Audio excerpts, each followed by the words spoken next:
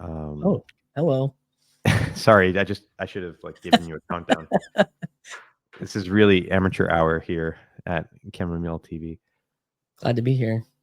Good to have you here. This is my first stream. I think I did one show in 2024. It's a I big don't know year. how many you did in 2024, but probably a few more. Shows live, I probably did almost a dozen live, and then 70 conversations, and probably 20 just videos of me doing stuff. So did a lot. Yeah, that's a lot. Yeah, I kind of fell off, but had a lot other things going on in my life. So yeah, you did. So welcome. Let's tee up the show. Let's give a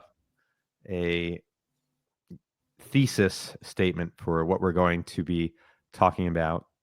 Thank you for joining me, by the way. Appreciate it. I feel like it's a nice thing to do to sort of reflect on the previous year and look forward to the next year when we pass one of these thresholds. And I know we're a little late here, January 11th, to do this, but while the year is still fresh and we have that fresh year energy where anything is possible, I thought it'd be nice to do that. And I appreciate you being down for that. Yeah, man. It's always encouraging to be invited to do something. I do a lot of inviting. So yeah, that was a pleasant and encouraging thing. So I'm glad to be here. So I think we should start by bidding goodbye to 2024. Let's see you 2024. It was an interesting year. It's a very eventful year for me. I don't know about for you. Yeah, 100%. It was very eventful. I mean, getting on, coming and getting on to talk on the internet, that was eventful. And then obviously the political elements of a collection year. And then, I think spiritually or religiously, there was some events in this kind of niche space that we kind of float around in this corner area of the internet. Let's take those. Those are some good places to start. Did you start your show last year? January 6th. Wow. So it's just a little bit over a year old. Mm-hmm. Yeah. Yeah. That's, I'm trying, my work schedule is tenuous and I'm working part-time in Nashville right now. So how I get things done has been more of a challenge the last couple of months, but I'm planning to do my own year in review over the next couple of days, try to put something together, kind of a little essay related to that. Because it's been a year, and it was a rush, getting like in a dopamine rush, to get into this space and do this and get subscribers and comments and conversations, and the whole bit was a rush. I came looking for a conversation and I found one. So that was goal accomplished on that end. I think it's hard to imagine the TLC without you. It's weird to think it's only a year old that you've been on in the space, but I don't know how far back the concept of this little corner goes. Well, I mean, to me, this is the spirit of it is here, this happenings and Vervaeke, for me, my first video was this little corner of the internet and how I see it. And I had seen Paul probably around 800 subscribers in 2017 or so. Because I was looking as a evangelical whose life had gotten turned upside down and was no longer in the bounds of the church and that kind of thing. And I was trying to rebuild my life. Jordan Peterson was just this lightning rod for me. And so I was looking up, how do I synthesize? Because this is kind of out there from what I kind of had known in Christianity. But it was helping me because I had really contemplated the new atheist movement a lot. So he was right there with that. And then you had this guy on the internet, basically the only guy who was a self-proclaimed Christian, just doing a type of dialogue with Peterson's stuff, and that was Paul. And I followed along probably for like 2 or 3 years, and then I graduated school again and I got a job and was focused on some other stuff. And then when Peterson, and part of it was Peterson went away for 2 years. Like people forget that whole thing, like he was just gone. And that was when this guy, start kind of filled in a little bit, and people started paying attention to that. And I saw one of Peterson's first conversations with him that they had. I remember them talking about the symbolism of a groom carrying a bride across a threshold. And I was like, what are they talking about? That's the first memory I have of that whole thing. And so to me, that's the beginnings of the lore, along with like the intellectual dark web. I think all that is fundamental now. As 7 years away from all that stuff, it's more the online like YouTube community side. There's Symbolic World, there's Peterson, Daily Wire, large scale conservatism. But like on the YouTube side, which I consider like the scene and the hardcore people, like that's the corner. And that's all the gravity's around Paul related to that. And so that's how I kind of, and that was really what my first video was kind of about. And so to see, I feel like So yeah, what motivated you to like put your toe in and like make your own thing? Well, it probably was Paul. There was two things three things. I bought a camera, I'd built this studio, and I was trying to do some stuff like on Instagram with music. And it was depressing. So like, wasn't very, I used to be like professional and I know how to record music and all this kind of stuff. But when you don't do something for a long time, like and music's it's a hard, getting on here to have a conversation. There's some skill that we were talking about, a little technical skill, but it's like, I mean, let's just go, and here we are learning a song, performing it well, all that stuff. Difficult, but with this scene, Peterson, Peugeot, Vanderklay, people like Robert Barron, like that had all been a big impact on me for over a decade. If you go back to Barron, my wife's uncle's an archbishop in the Catholic Church, retired. And when in 2008, I was asking him, I was really into like an ecumenical like idea, because my wife was raised Lutheran, her mom was Catholic, obviously. I was Baptist, then like kind of Reformed, Presbyterian. And so it was just like across the board. So I was really interested in all this stuff. I would talk to her parents about sacraments and infant baptism and that. So I was always thinking about that stuff. And in 2008, I emailed her uncle, and was because we would have Thanksgiving at his cabin sometimes. And I was like, hey, do you have a resource like that I could look at about Catholicism? And he sent me Robert Barron's Word on Fire Catholicism DVD set, where he did a documentary. It's like 3 or 4 DVDs back probably 2005, 2006. So that's like all. So, but then, I had this crisis in my life, betrayal of self, of marriage, of ministry and all that stuff. And I kind of I'd been a public person in a way, like traveling, doing like the rock and roll worship stuff in like the region, MySpace page and Facebook page. And I've done all that stuff before. But I had to, really reprioritize my life, rebuild things. And social media and being public was not on the radar for a very long time. But it came to a point after so much intake of this content, and then just that previous part of my identity that was real, that and then having some conversations that I was like, oh, I have some good stuff, but it was like, I have 30 minutes at a dinner or lunch with you. And then if I just really talk about this, I'm just going to monopolize the whole thing. Like, it was just like, where do I do this? I just turned on the camera. I was like, and then right that weekend before I'd seen Paul, I'd like, oh, look, I'm going to see what he had to say about this random thing. And it was on a Friday Bridges of Meaning live stream where he like lets people to come in. And I'd never seen that. And that was probably like 2 days before so I was like, okay, there's people here. I don't know. I'm just going to start talking. And I turned the camera on, made a little outline and just said this little corner of the internet and how I see it. And so that's kind of all the pieces. Yeah, I think there's something delightfully lo-fi about Paul's aesthetic. Yeah.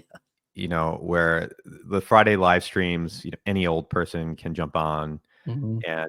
and that's inspired these other people like the Grail Country people to have these streams where anybody can call in and jump on. You do that quite a bit too, It's a with your culture. stuff.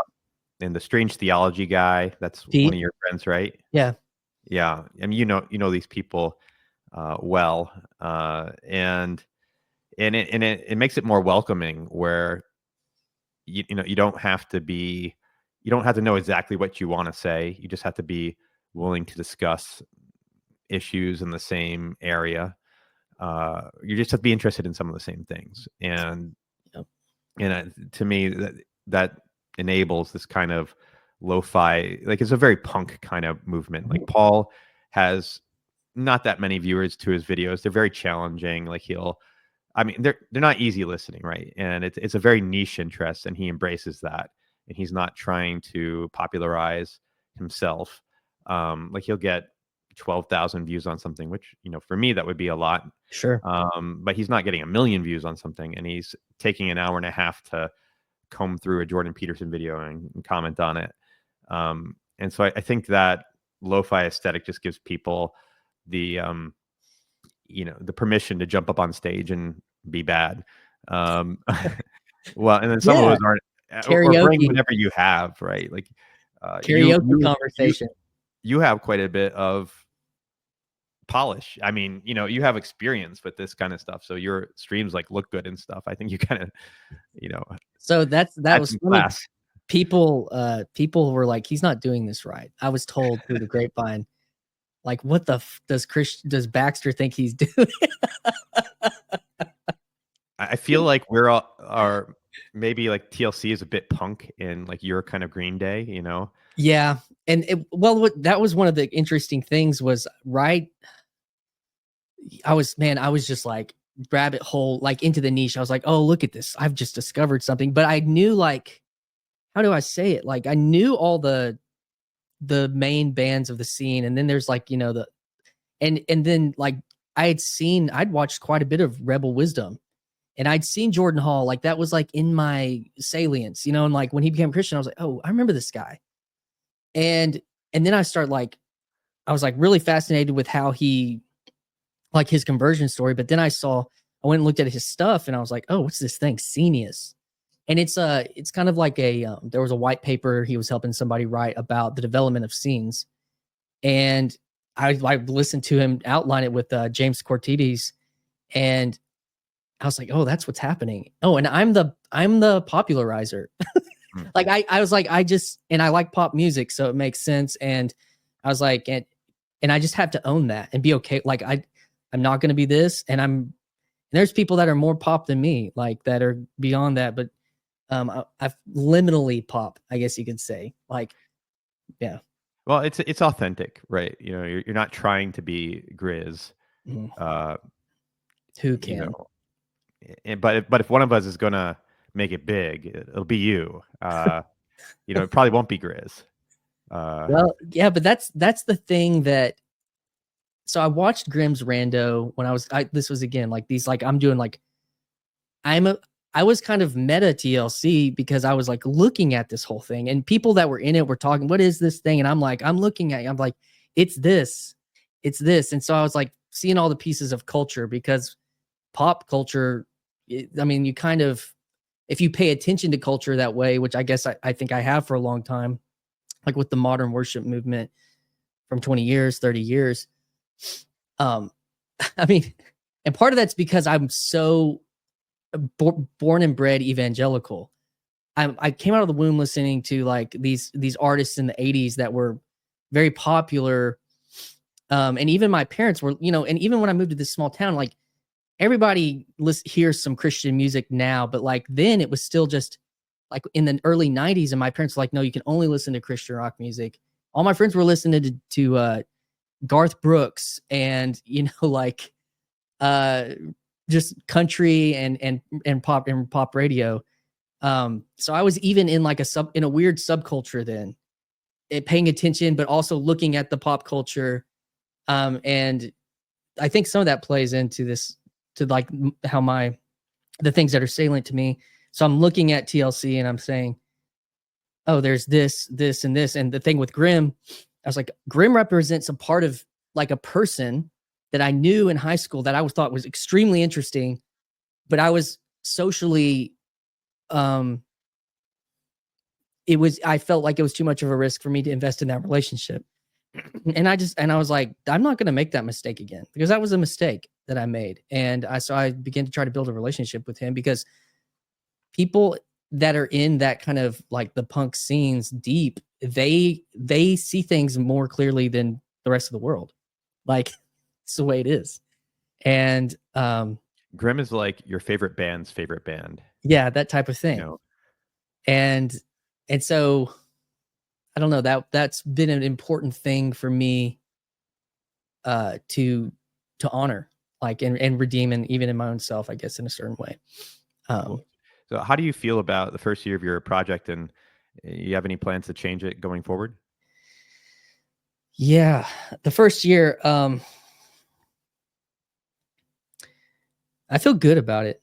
I feel like, just even to this little corner culture stuff, I felt my goal was to be a part of this culture. It was not to, and what that meant was like, what are the things? So it's like, okay, here's the randos. Oh, that's something that's sacred in a type of way. Like, that's a huge root of all of this. So how do you honor that? You know, you do them, which means that not every conversation that you seek to have is one that's going to get you perceived status on the internet, but it's going to, honestly, it gives you perceived status in the corner, or respect or something like that. And it's not why I was doing it. I was just trying to be a part of it. But I did see that at times, like when I had the conversation with Afrael, he popped up on one of the stream, the Trump got shot stream that you came on to as well. And he was like the first person to come out, and I was like, okay, this guy, and I think that may have been, he said he may have been on one other stream. It was really one of his first times. And I was like, well, if he's meeting me here in a similar stance, like, I want to know more about him. And then he goes to Estuary in Northwest Estuary, this conference. And I was like, hey, I want to have you on to talk about the conference. He's like, why me? I was like, dude, we connected. You can connect through this medium. And then that Paul ran with clips from that conversation for like 2 weeks, and it was a guy that had never really done anything on that. And so there's like, that spoke to him. It spoke, and he appreciated, because I think because Afriel was young, looking at this space. And so as far as like, but did that get me somebody else's audience attention onto my channel? No, but it's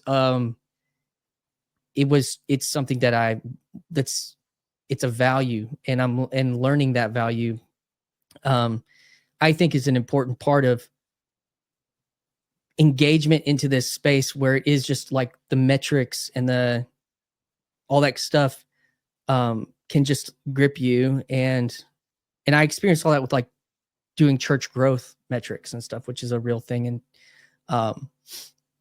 And yeah, so the goals, I feel good about it.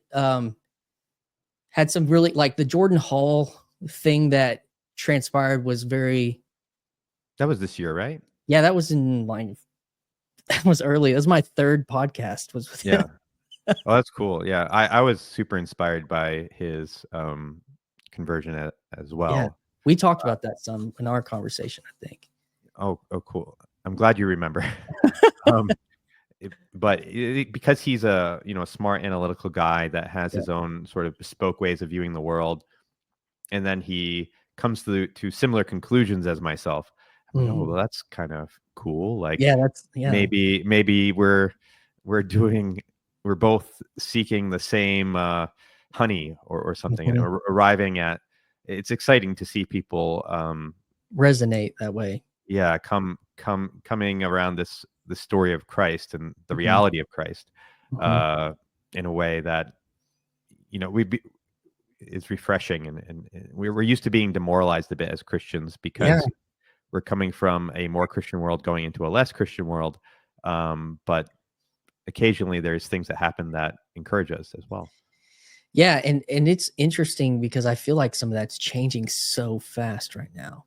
Oh, so But fast. but to that point, yes, and I mean, Paul was interested in it in a certain way because he didn't become Orthodox. Like that was like Paul was like, oh, finally somebody's coming. Oh, yeah. Like and then I mean, North because Carolina, Appalachia is not like right, the yeah. most So happening Orthodox scene. no, it's not. And but that was actually what spoke to me was that whole thing because I'm in the Ozarks, like Mm. like 10 hours the other direction, like basically on Highway 40, like, and so that spoke to me. Like, what was it that he's ascended all this stuff, he's seen all this stuff, revolutionary technology and all these things, and goes around looking at Polynesian culture and Eastern culture, and you know, um, and then he lands in a town that's like so similar to mine, and it was like the monument for Billy Graham is there, and I used to do church camp trainings there for like the Southern Baptist world, and it was like, what?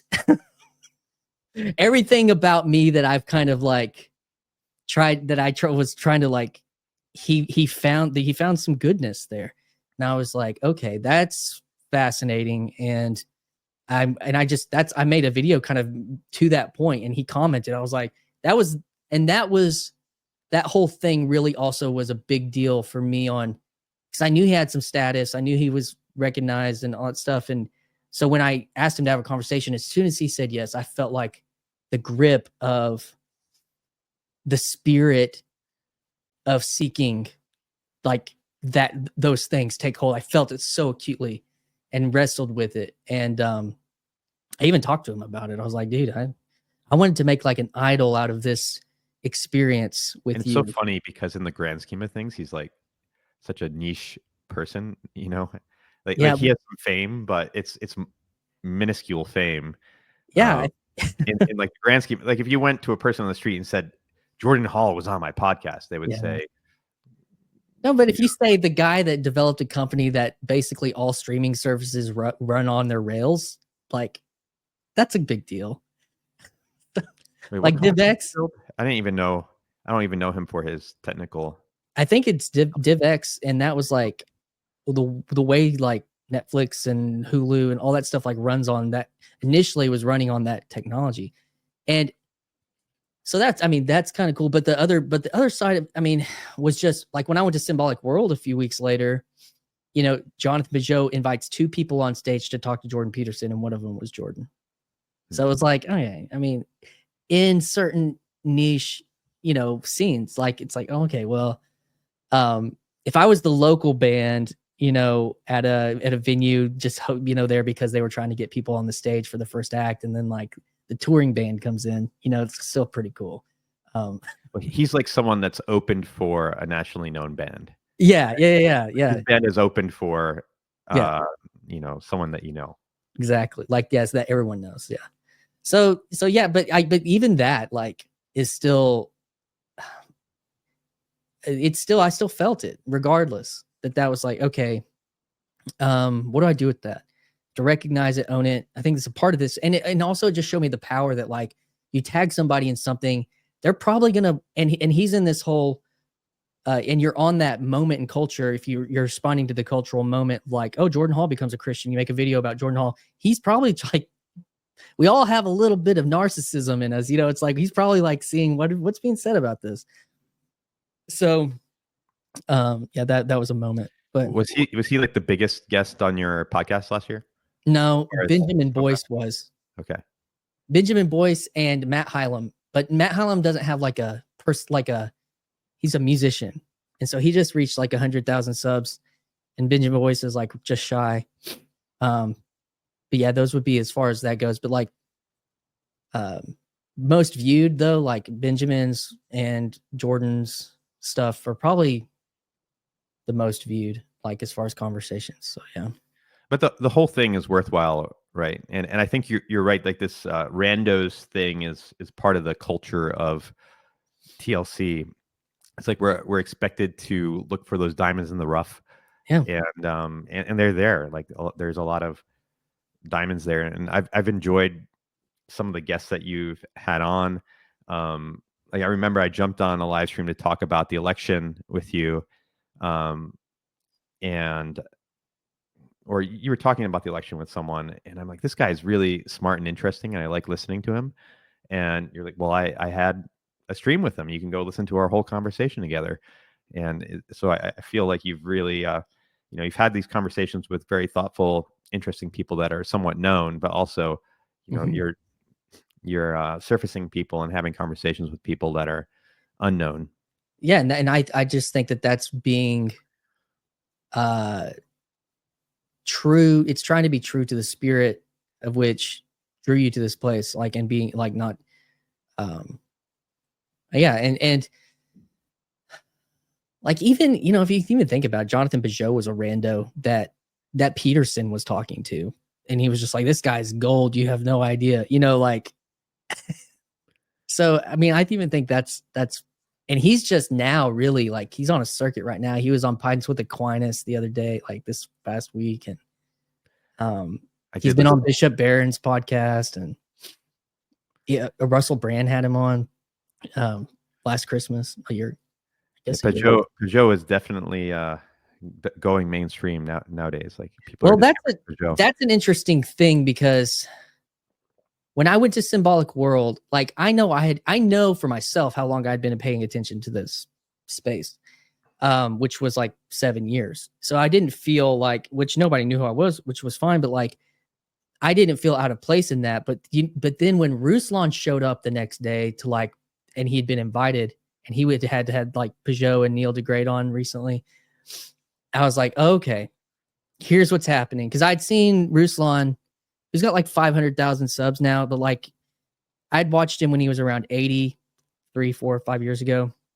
And I was like, oh, because the Christian subculture scene, like, he was like very in that space or whatever, but real niche at the time.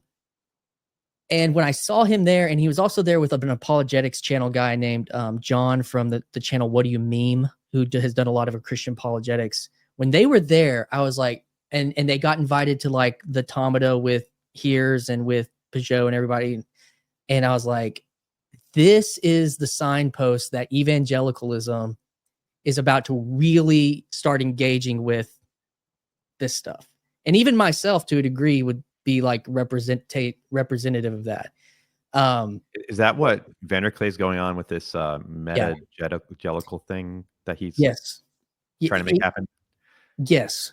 And I'm with him on it. Mine's meta-evangelical, but yes. Yours flows off the tongue better, but his is shorter technically. Yes. Mine is more, what's the word for language? It starts with etymologically correct. But yes, because this was exactly what I started seeing when I come in, and I'm like, and the reason I reached out to you in the first place is because you were having a conversation with Cale Zeldin. And that was like almost a year ago. And I was like, and I had seen him on Grimm just having a conversation. So I'm sitting down with a Catholic, I sit down with Orthodox, I sit down with Protestants, I sit down with metamoderns, I sit down with atheists, I've sat down with Jews, I've sat down with like so many people and had conversations, and with very low friction, with similar telos, similar like aim, and for evangelical, and the thing about, so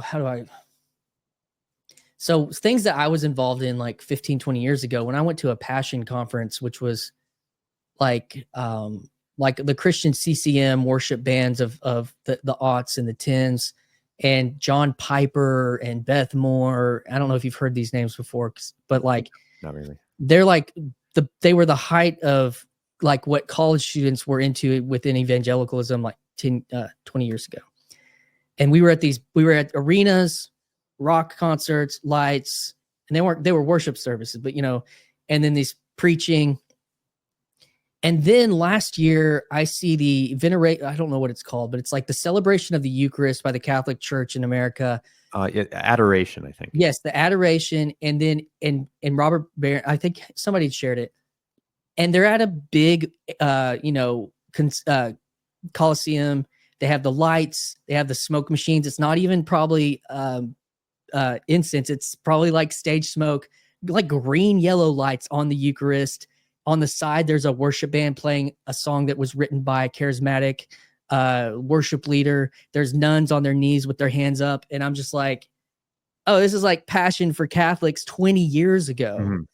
And but the flip side of this is too, which Peugeot, Neil deGrasse, very evangelical before they became very Protestant, low church before they became Orthodox. Now, Peugeot, super philosophical artist, but that stuff just doesn't go away. He knows how to talk to people in that world, because you were in that world. And he knows the power of evangelism from evangelicalism. And so these things are all colliding right now.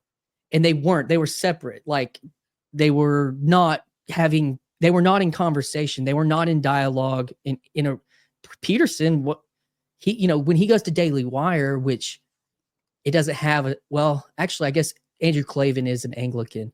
So you have Anglican Jews and Orthodox Jews and Catholics and Peterson. And he's like, and people have their opinions about that publication, but just looking at it culturally, what it represents there.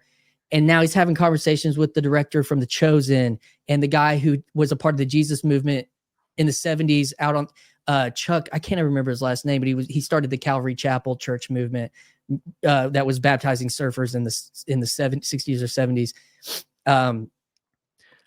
So, and that's all like everything is coming together in this beyond evangelicalism now, in my opinion. So yeah, we and I get the view of this from the Orthodox side, and I think that 30 years ago the Orthodox Church in America didn't have very many converts, and it's really the converts from people with a different Christian background that can speak in the gap.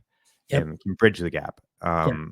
I don't think your people that were historically ethnically Orthodox back in the 90s were able to speak in a language that evangelicals would be interested in hearing. It would just sound like alien language. Yeah. And so now we're starting to mix these worlds to the consternation of a lot Everybody. Yeah, I mean, no, don't leave. He's like, yeah, come on, but don't be, it's like, but drop that at the door. And it's like, Father Damick was like, he did like show production, maybe for a church, but I know he was in that world. And then Father, who's the one talks to Jacob Federici all the time, Father from Louisiana. Stephen DeYoung, yeah.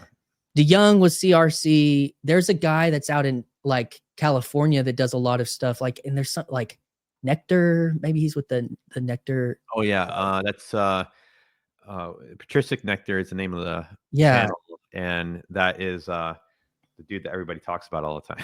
Well, he was CRC or Presbyterian.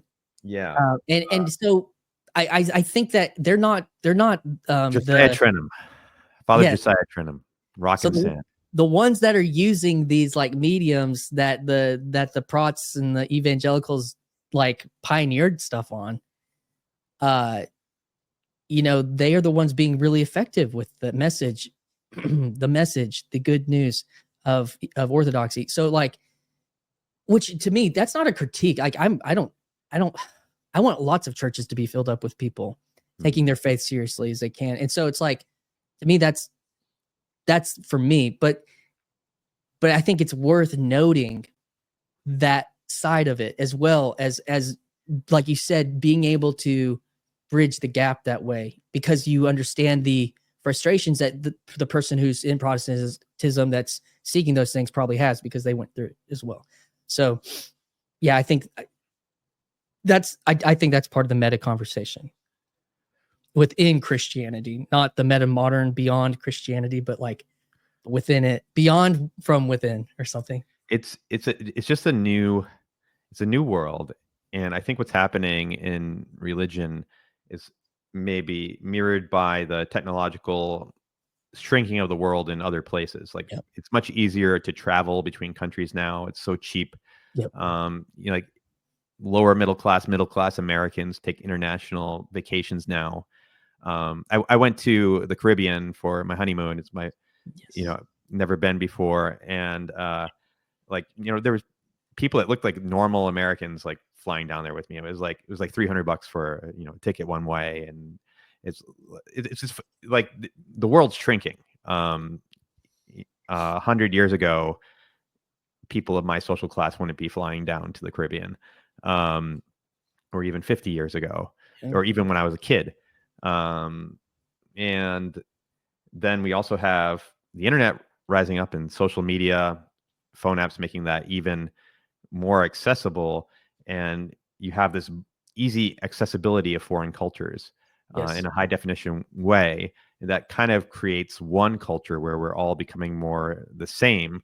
And that, it's fun in some ways, but also causes a lot of tension where people feel like they're losing their identity. Yeah. And they're worried about getting blended together into this global homogenization that maybe Yes. is inevitable.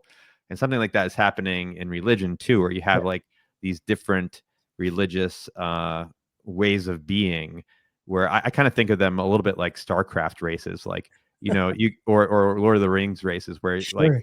like a Catholic just has a very different way, a different aesthetic, a different biases than an evangelical, than like in one of the magisterial Protestants, Yeah. than Orthodox. Yeah. But we can't help but see what everybody else is doing. Yes.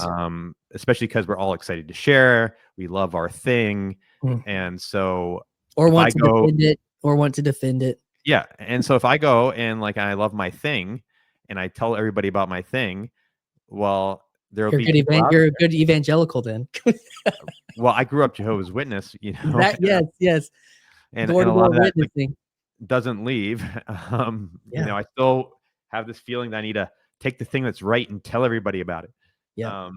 But to my consternation, if I tell someone all about my thing, they might not be convinced to join my thing, but they might say that, but they might look positively on my thing and like just borrow some stuff from it.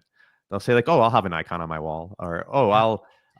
I'll pray the Psalms, or Yeah. take the Jesus prayer, or Yeah. I'll listen to some Orthodox chants when I feel like it." Yeah. And so we're all sort of borrowing from each other, and becoming more alike, and that challenges our notions where each vertical might have some idea that like we're the only true thing, but we also see that we're all becoming more like each other.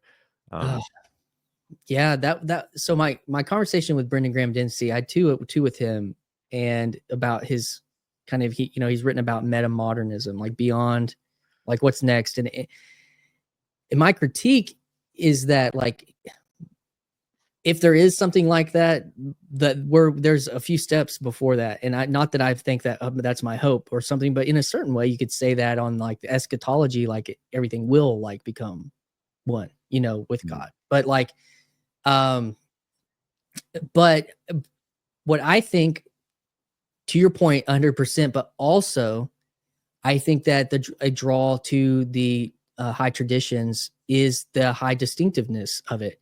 Like, and like, instead of, and he would see that as going backwards, going to the pre-modern or something. Like he critiques that idea because he worries about like the abandonment of science.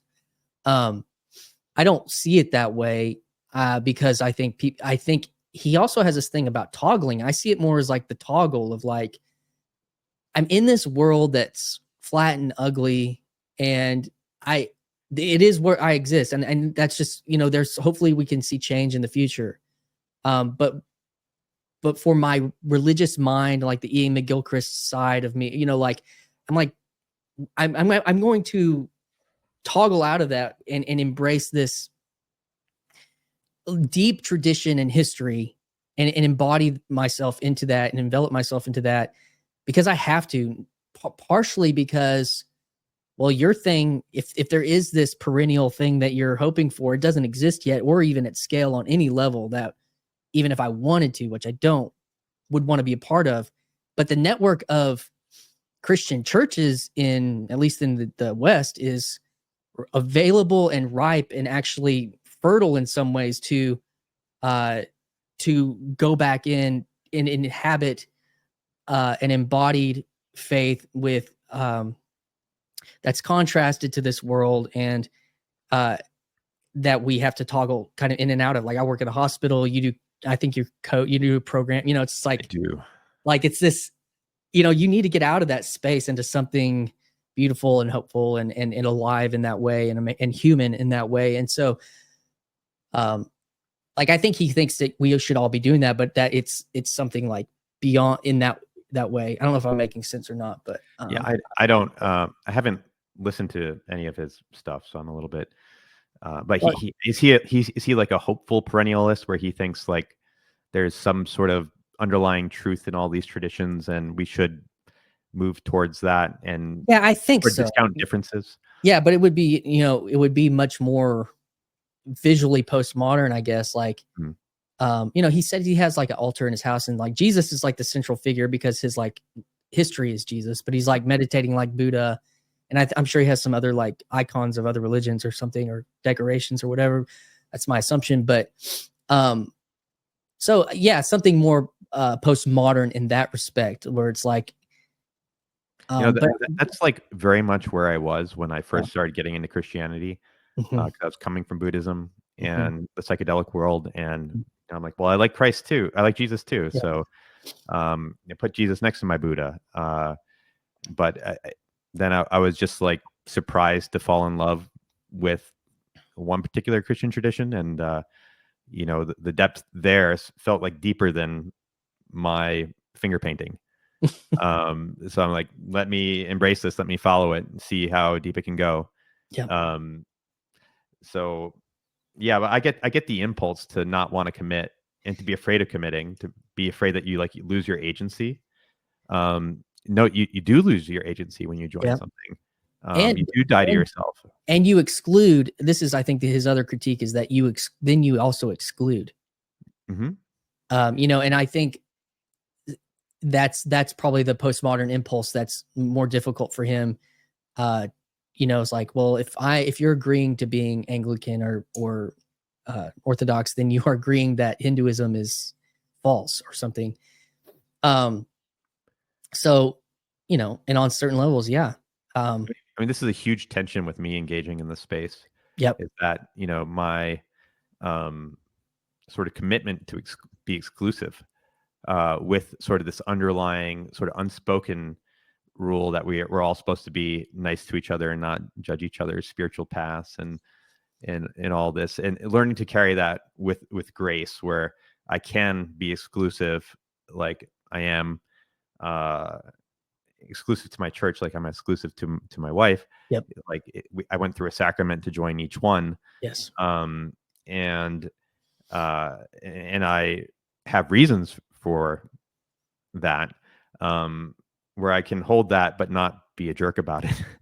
and have productive conversations with people, because I want to have conversations. Like, I feel the need to process what's going on in the world with like-minded people, and that might come from a different Christian or non-Christian tradition. So this learning how to do that, I don't know how to do that yet. So I feel like I just do it poorly. Well, on one level, we're doing it right now, right? We are doing it right now. So you're a little bit easier for me to do it with, because like you have some positive feelings towards my tradition, where it would be hard for me to do it with someone like there's someone on Twitter that's like always bashing the Orthodox. He's one of the TLC guys, and I'm like, I don't think I could do it so well with him.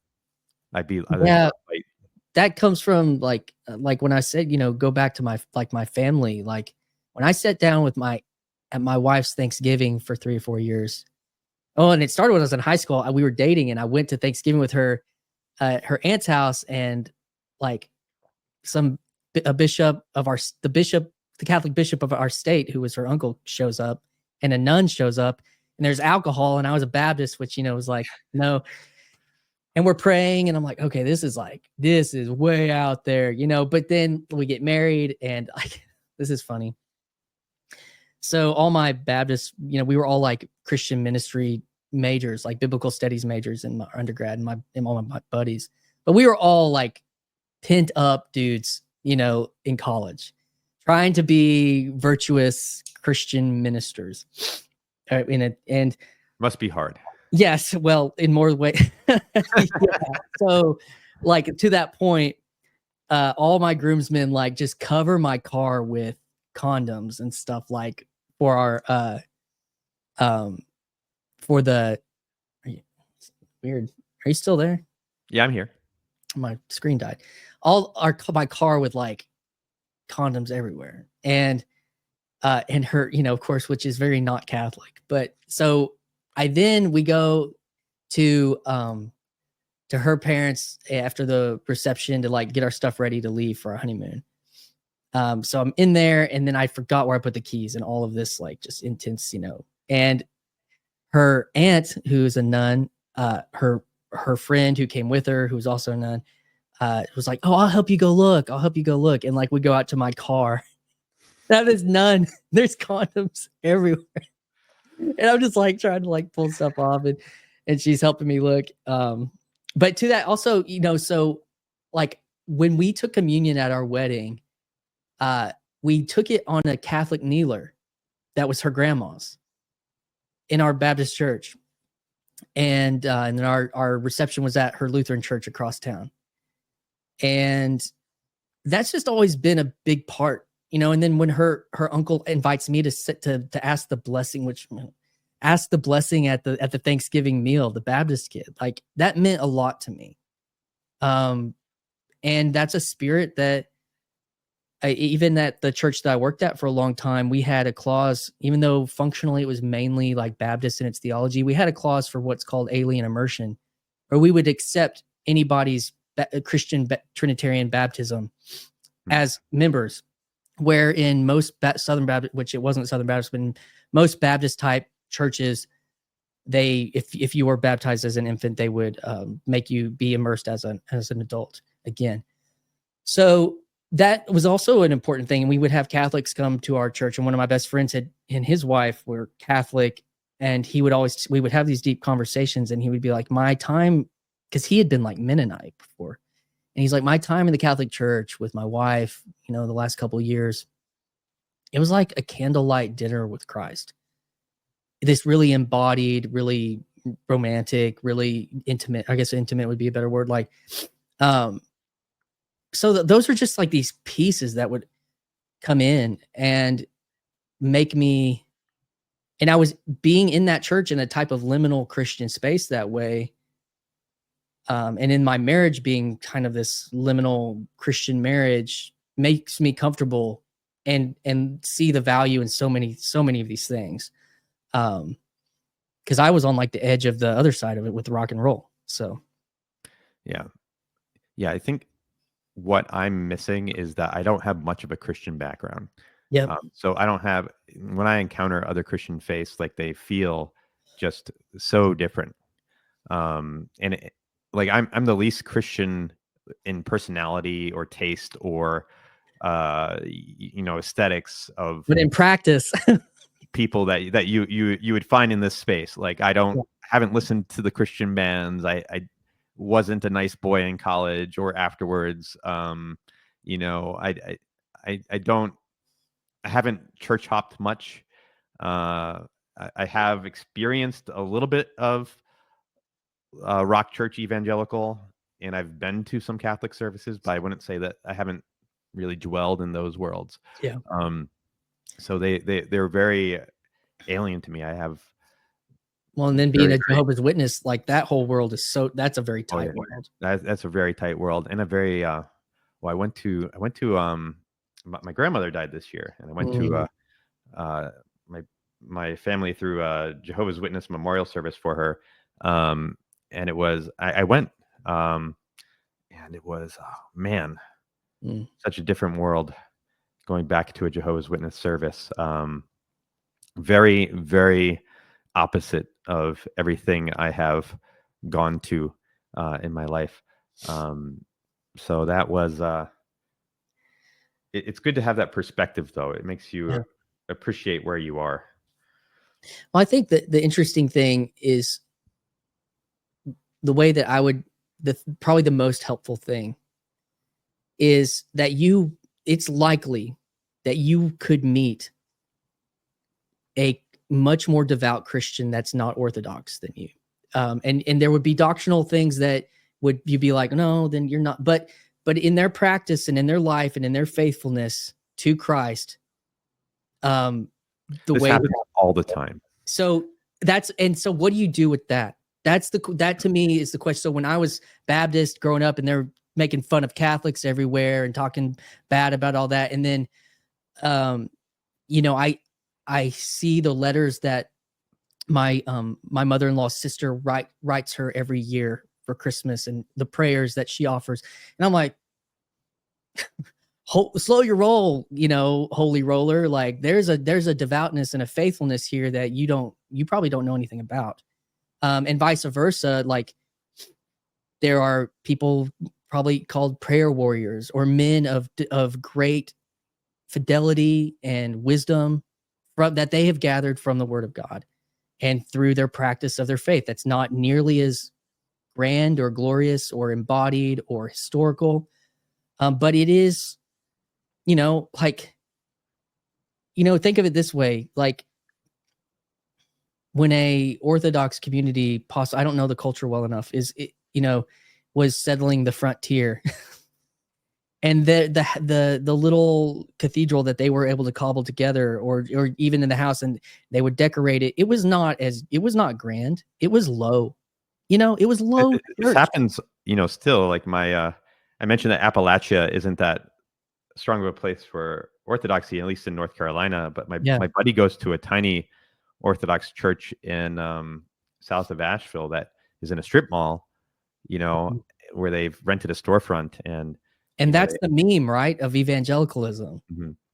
Now, granted, inside, I'm sure it's beautiful. What they've probably they do their best. They put up their icons and stuff, but it isn't as grand as my church, which is a more established Greek church here in Pennsylvania that has really invested in their own building, and has all this carved wood everywhere, and beautiful iconography. It's I felt like when I got married this year, I felt like I was in getting married in a place that was like more rich and dignified than I deserved. Like I felt like almost like I was royalty or something getting married in such a place. But we have to remember that it's good to praise God with your, as Paul likes to say, your $1 million in marble, quoting Josiah Trenum, but that you can encounter God in a strip mall. Yeah, and that, and even, and there's in some ways there's virtues about being in the strip mall. Yeah, and so that to me is, it'd be interesting. You should reach out to Joseph Lambrecht for some I know I think he was even on one of those streams back in the spring where we were talking about Orthodoxy, and that's where I connected with him. And he's I think he just finished becoming a deacon in the Orthodox Church up in Wisconsin. But there's I think I remember that guy. I think he was getting on my nerves a bit. Because he was the one saying, like, all you new Orthodox, y'all don't get it. There's like a desert out there. Like, Paul, pull up a map. I think that was some of the stuff he was doing. Yeah. But it's just the relational part of all of that for me was so informative on how I view these Christian realities. And even being like to the point of like, what do I see? The big Protestant critique of the Theotokos or Marian theology, depending on, it's like, well, I'll tell you without it, there's something like a disregard for the divine feminine in the spirit, that's divine feminine spirit and so, not that I think that the way that it always works out, or how people interpret that and practice that, and for whatever it can do or does do, but I can see, and I can say, well, I think that that's important, and um, because which is like an Eastern idea of like the yin and the yang, like to me that, which, so does that mean that for me as a oh man, boom, light bulb, where's the next Orthodox church I'm going to go? It's like, no, that's something I can really think about. That's something that I really need to consider.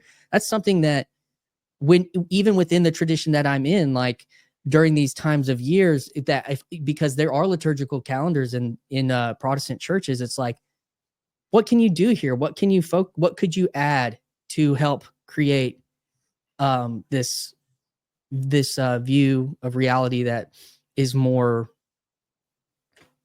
I don't know, balanced or whatever that is. So that for me is how I engage. Yeah, I feel like the spirit of Protestant remixing, or like borrowing, or what's the thing that Gavin Ortland says? He says it's like recovery, spiritual recovery. I think when he talks about like re-encountering history, the church fathers and history as a Protestant, that's one of the definitely one of the trends, I think, in this connected age. Yeah, and it I think has it's a to good be. thing. I think It has to be, yeah. And it has to be because it's all there, and I you think can't that ignore it. yes, and so what do you do when you're a pastor at a church if all you've been paying attention to in the last even 5 or 10 years is like the next trend of, this will help grow your church, blah, blah, blah. And then you start having the young men come up and being like, what do you know about St. Thomas of Christus or Maximus? What do you know about? And it's like, like, I think that's so important, because even to then have the conversation, because if you don't, then people are like, well, deuces. If you can have a conversation, then it's like, well, maybe there's something here where we can grow together, and I think that's radical. That's super important. The song "Good King Wenceslas" was kind of on my mind this Christmas. Oh yeah. And it talks about, this king sees a poor man on the feast of Stephen and decides that he's going to bring him food and provisions, but it's really snowy out, and so him and his page are kind of struggling out there, and he tells his page to go get supplies for this guy, and the page is like, I can't, it's too cold and windy. And he's like, well, I'll lead the way, and you can walk in my footsteps and and and follow me, and I'll break the wind for you, basically. And there's like there's a miraculous warmth that sort of comes from Wenceslas steps when his page is working behind him. That's the song. But Wenceslas was like an Orthodox and Catholic saint. He's pre-schism. And then what's the Feast of Stephen? I was curious about, and I'm like, oh, I looked it up, and it's actually the day after Christmas is we celebrate Saint Stephen, the first martyr, yeah, who's from the book of Acts. And like that, these things like have just been lost in our culture. Like the default American culture is, I think, evangelical culture. Like if you're Protestant for sure, because I mean that was all of our presidents have been Protestant. Like that's like if you want to talk about national religions in a certain way, like Protestantism is the national, but also low church Protestant, because culturally now. Yeah, like the Anglicans know when St. Stephen's Day is. Yeah. But most Protestants aren't Anglican. And so that was just kind of going in my head. One of the things I appreciated about being Orthodox is like this, living in time that is sanctified and has all these markers. Like we're living embedded in a history of our people, of the people of God, and of the life of Christ that we use to mark the year. And I think that's something that would be good for Protestants to Agreed. to readopt, because it makes the world, like, we want to talk about re-enchantment. Yep. Like, re-enchant the calendar, and re-enchant time. Like Yeah. Don't eliminate all the holy days. Um, Or don't minimize the ones that you have. Like on this journey, when I started trying to pay attention to the Western calendar more, when I was on staff and this Presbyterian came on and he was like, "Hey, we should pay attention more to this stuff."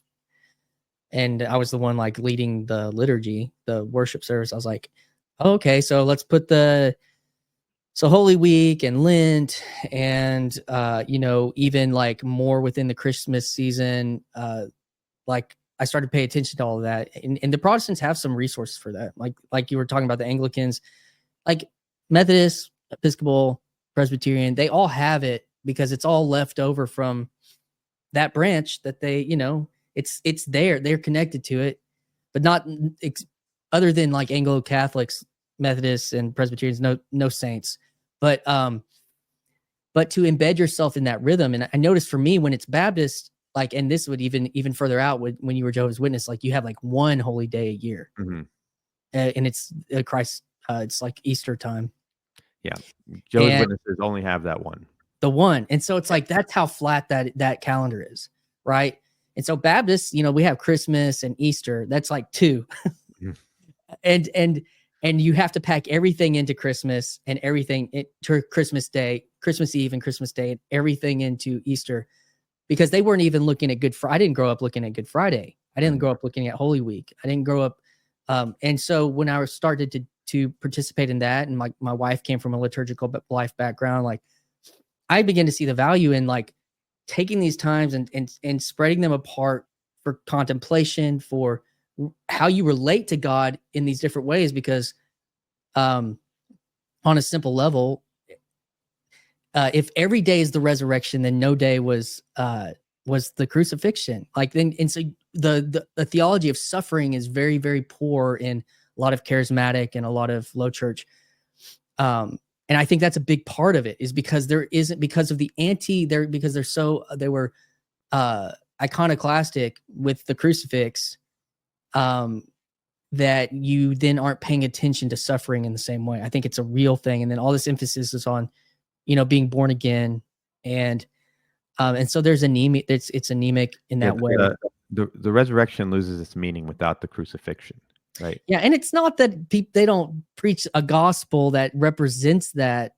It's just that as a time for contemplation, it's not built in. Yeah, and I think that's incredibly important. And if all music is about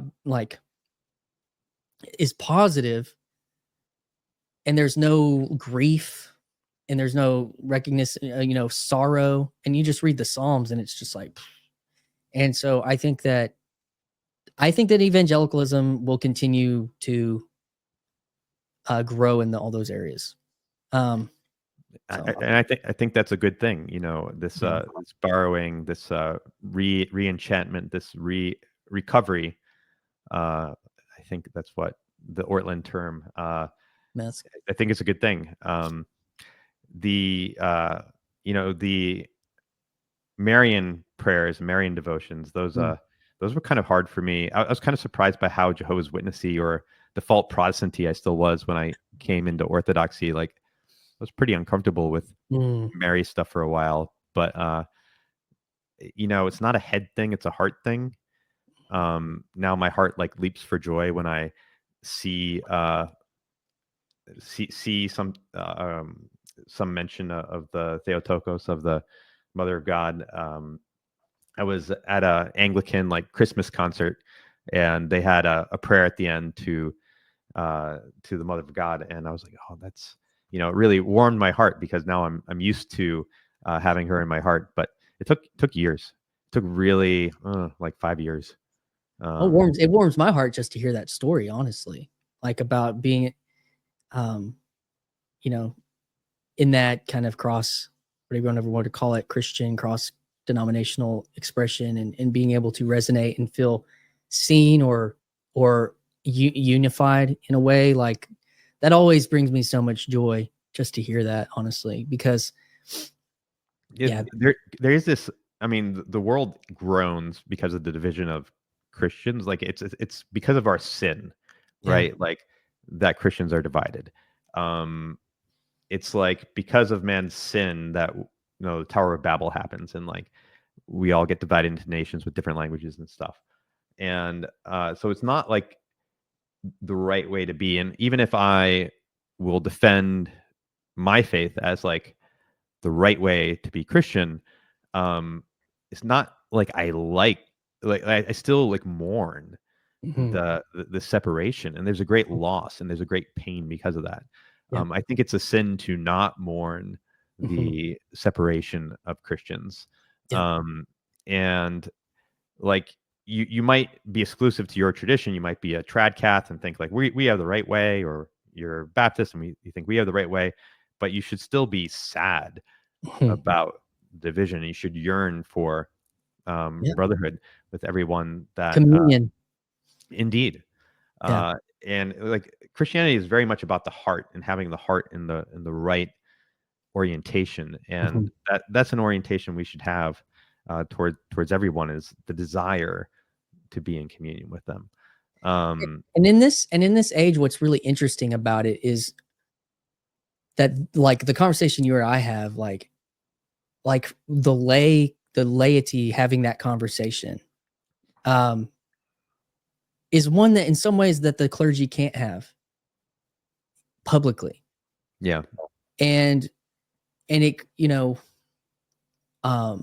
and I think that's, I have to point it back to kind of some of the TLC culture, I feel like that's because you're a parishioner, I'm a parishioner, like we're not representing the institution in such a intense way that, whatever, like nobody's going to confuse my statements for, official. You're not wearing any vestments. No. And so I think all that's important. Yeah. I want to make sure we take some time to talk politics. Do it. Because I think that was a big part of last year. And I enjoy talking with you. We could talk for a long time about whatever. It felt just kind of like a catch-up conversation. Like, sure. Talking about all the stuff that we like, me and you like to talk about. But I want to stay true to the thesis of the live stream, which is like year in review. So we got to talk about what happened in 2024 with the election. I remember the day Trump got shot and election day were 2 days that you had a live stream. I think you were hosting. Yep. Okay. And I popped on because I just felt like I needed someone to talk about these things with. And so that is something about TLC and your project that's been very valuable, just having like-minded people to process these big events in the world with. And like I remember that day, I think it was that July or August? July, June, maybe. June or July. June or July when Trump got shot. History was happening. And it's right down the street from you too, right? Like, not too far. It's about 4 or 5 hours. It's on the other half of the state. Okay. Pennsylvania is a big state. Or the Northeast. Yeah. So it's that's true. It's not as big as Texas, but it's a good 7 hours across from one end to the other. So about 5 hours from me is Butler, PA. And PA was like ground zero for the campaign this year. Yeah. It was the most important swing state. All the models said whoever wins PA is going to win the election. Yep. We had more than $100 million worth of advertising spent by both candidates targeted at PA. So you saw election ads everywhere. Like every billboard, there was a Kamala billboard like every 1,000 feet going up the road, and then a Trump billboard every now and then. Kamala had more money, I think. Spent more money. Yeah, especially on advertising, and it was I don't know, a big part of the year. How was it for you? So in 2020, I had been off social media for like 4 years. And I got back on around maybe 2019. 2019, George Floyd riots, Summer of Love. Trump's is trying to get reelected to Biden. And I went crazy, dude. Like I was angry all the time about, I watched the Hunter Biden laptop get censored like in real time. Like I was just like, I was right there with you, man. I was right listening to Tim Pool on Rogan with Vijaya and the dude that started Twitter, Jack Dorsey, and like just like it's so clear, like it's just so the gaslight was like turned up to or turned down to 11 or whatever, like culturally. And so, you know, and it was difficult in my life and in my marriage and in, you know, like, and so when it rolled around again this year, it was important to me and trying to do things publicly to handle myself differently, to relate to people differently. And if I'm going to do this, like do it in a stance that I think is kind of in the TLC culture of like uh, conversation and dialogue versus debate. And even something like care, you know, with care. And so when Trump got shot, I was like looking at my subscriptions because I'm really only subscribed on YouTube to like people in the space. And I'm like, is anyone going to do anything? I think I'm going to do something. And I was like, I wanted to do it for two reasons. People died. Like, and I knew that the conversation was going to be about everything else. And I was concerned that it was really important that because I knew I could foresee people are going to talk about the sovereign nature of God and protecting Trump and all this stuff. And it's not like there isn't something that could be a conversation to be had about that. But when people have died, like to jump to like, man, God protected Trump. I'm like, well, what the fuck happened to that guy? Like that conversation is delicate. And when you've walked in the predestination waters for so many years, like that's the kind of stuff that always got me. So I wanted to try, that was like my attempt was to try to like place focus on like what was happening to humanity in that moment. And let's honor that for half a second because it's going to be gone. It is going to be gone so fast if it ever. And then honestly, and so I wanted to, my friend Matthew, who I think he was one of those guys who were like, hey, he's got some cool political science thoughts, you know, and I brought him on because he had kind of had the same thing of just getting so like overblown in years past. And it was like, well, let's try to carry this stance a little differently. So that was kind of wanting to engage with politics online for me publicly was how am I going to do that? And no one else did it. So it also got me attention. It also got me, you know, like if you're the first to something, there's a thing to that. And like that was also going through my mind. Like, well, if no one else is going to do this. And for me, it was an act of courage to engage in that space too. And so, which people may not think that's real, but that's how I felt. And then the same thing for the election was to kind of be a little bit more playful. But also like provide this kind of TLC space, for process and community. And then the other piece of it was my conversation with Benjamin Boyce, because there had like from that time, there had been some other voices in the space that were more like liberal progressive. And I was just like, I came here and I'll talk about that. I didn't want to be like, you know, you can get that anywhere, whatever. And so then I was like, and it was kind of getting me down. But I didn't want to go debate somebody. I didn't want to go because I can't, because so much of it's vibes more than it's like I haven't like got my, you know, knowledge base on something. But it's like, and I didn't want to argue. So what I did was just like aim at somebody that had some history in this space, that had like some status, that talks about this stuff all the time. I was like, I just want to have a conversation to like, if anyone has any questions, you know, you can point at something. And so, you know, that could speak for itself. So that was kind of my journey with politics in the space. I could talk more about just like my reactions to some of the political stuff, but as far as like the podcast or the show or whatever you call it, that was kind of politics was a big part of the year for me. I always feel a little guilty engaging in politics because I get very carried away, and it can suck up. It means that I'm not spending my time on my responsibilities, like spending time with my wife, and she doesn't like when I'm all just angry about political things on the news. Like there's a certain amount that's okay, but a certain amount that's not okay. And then, I'm often taking time at work to read Twitter. Hope my boss isn't listening to this. But, as You programmers, glance at it occasionally. I may have just for programming tips. And so I'm not as focused on my responsibilities when I'm focused on politics.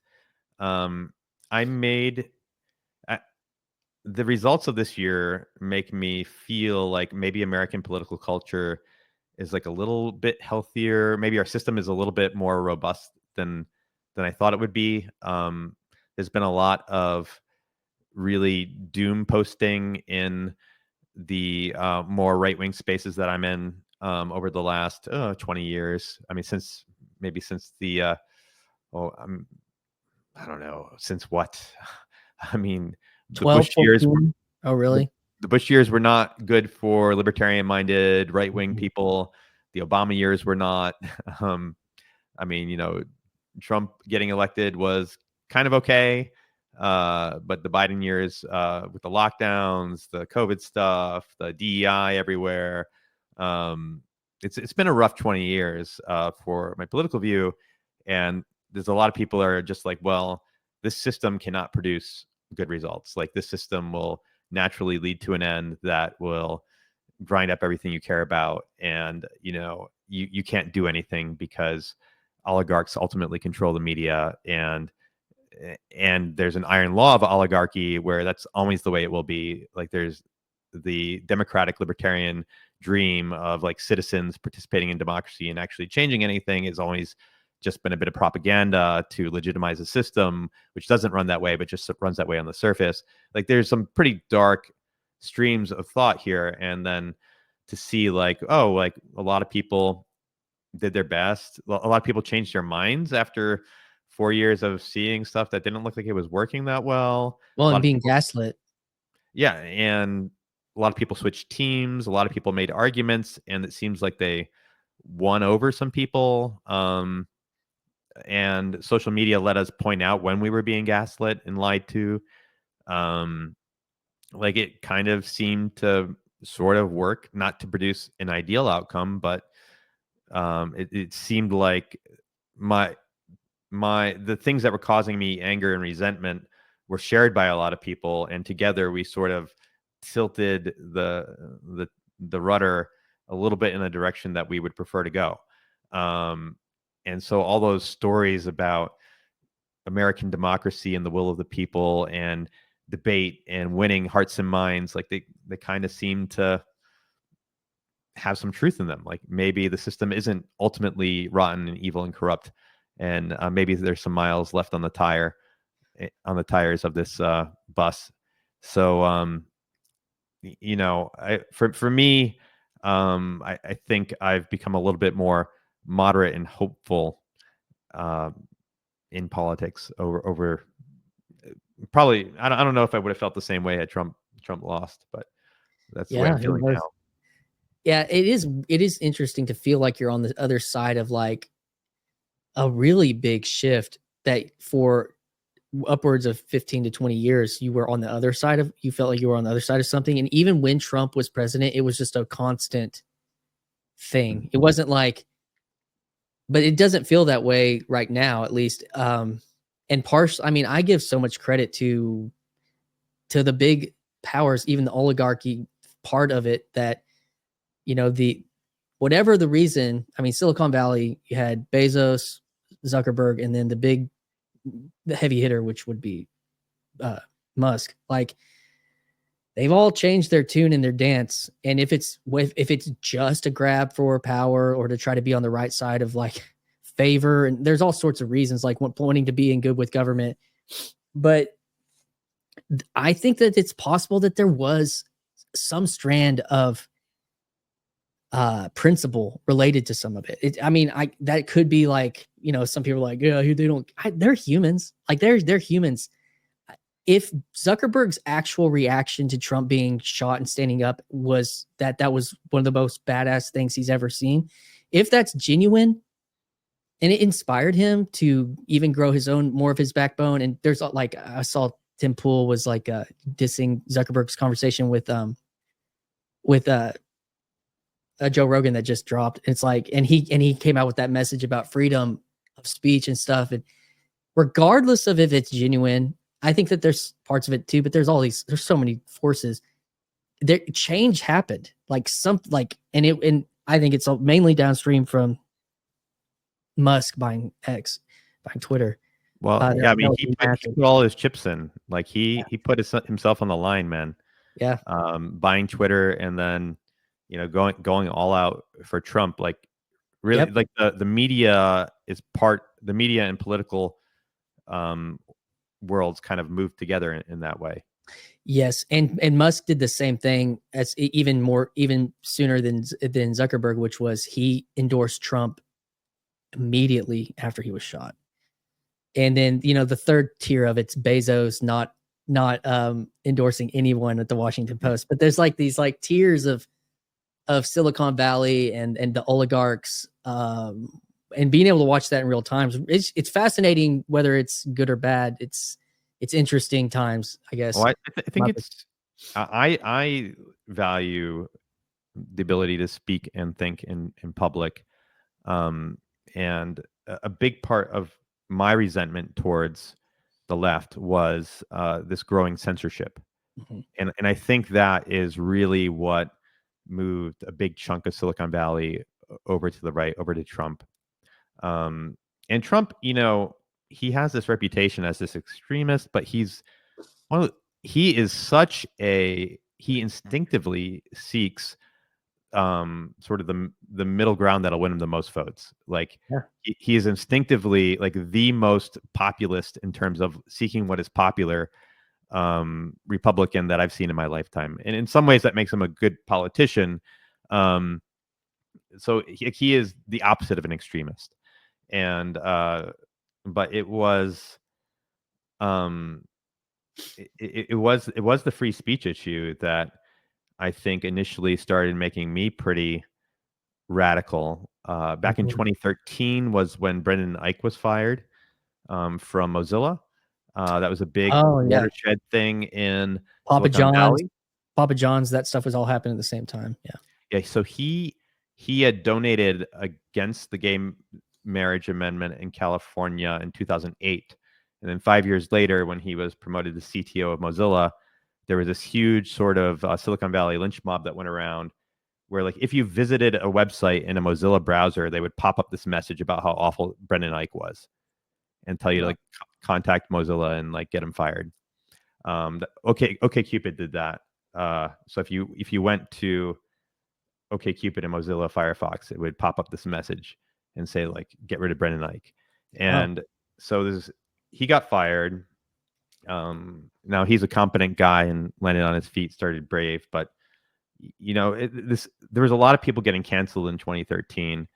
And that's like when I kind of felt like my ability to blog and have a job like wasn't necessarily, I had to pick one.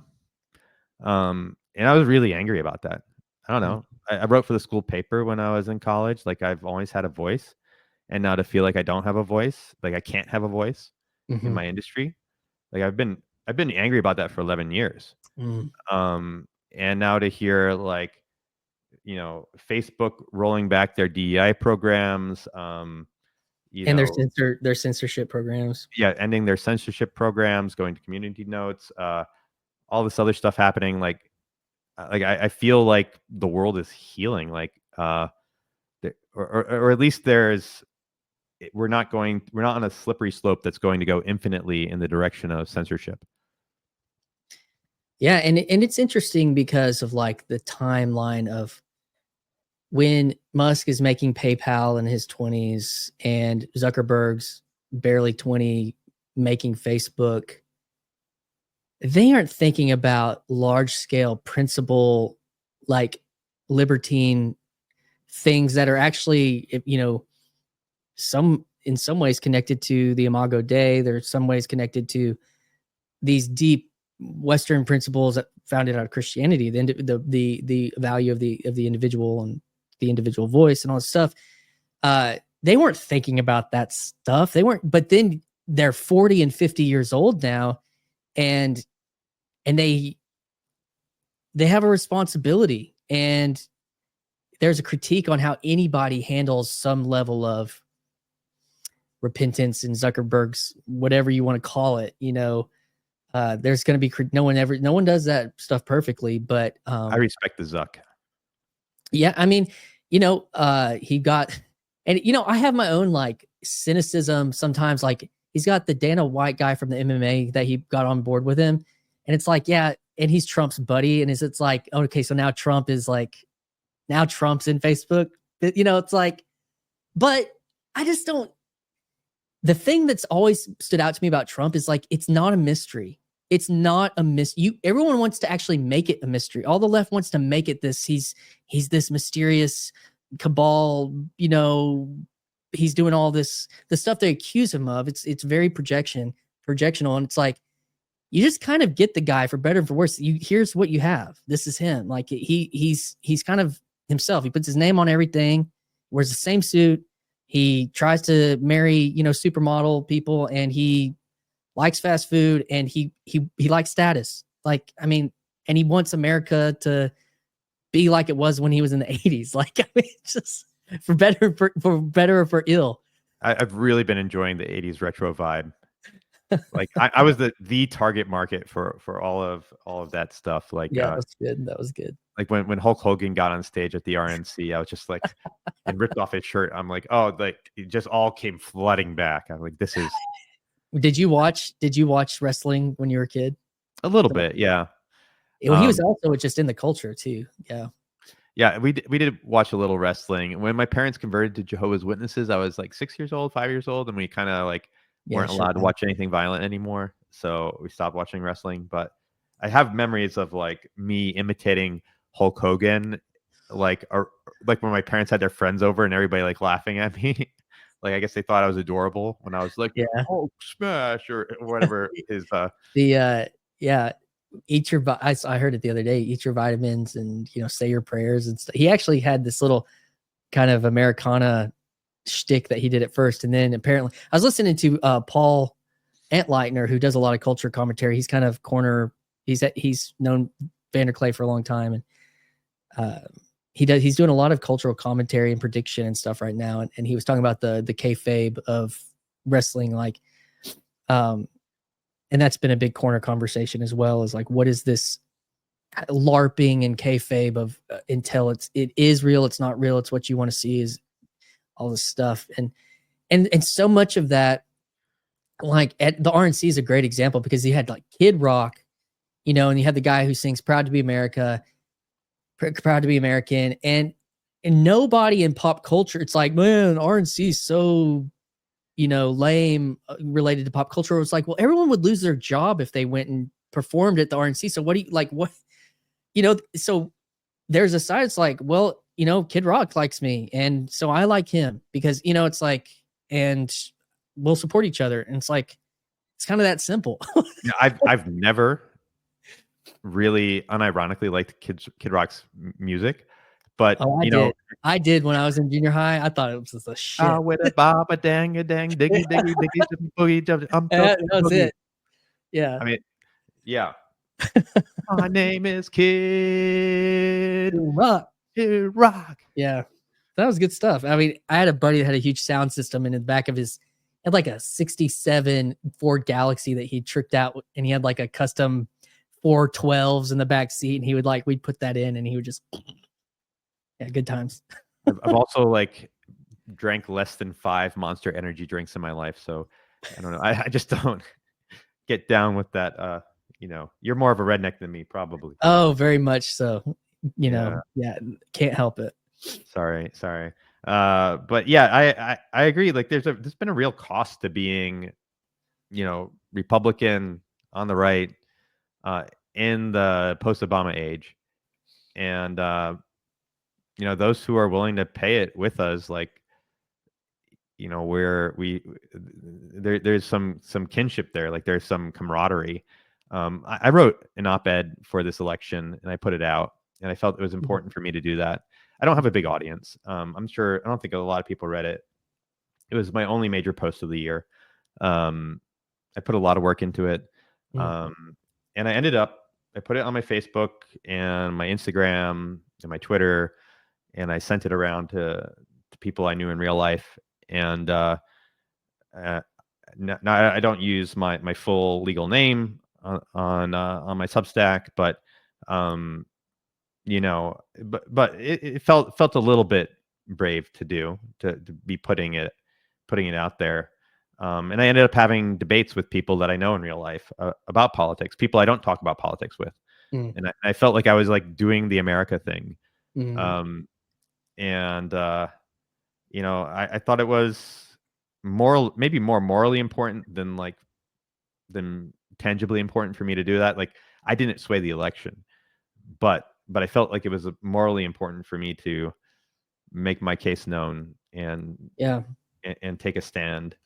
And so that was part of the election year for me, and part that I think was good, part that I'm proud of. Well, that's to be known regardless. Sometimes it's a scary thing to be known, you know, It's like super scary. And to be known for things that you actually really deeply care about, that maybe other people disagree about, you know, that was me. That was kind of the Benjamin Boyce type thing too, was for me to like, okay, I'm just going to reach here. I'm just going to go like, and I resonate with that. And I take that back to like, I mean, people can be on this space and kind of be like, you know, I like Peterson for his biblical symbolism, but like, as politics, I was like, I mean, can you really separate? Like, what's he doing? Like, regardless of the politics, what's he doing?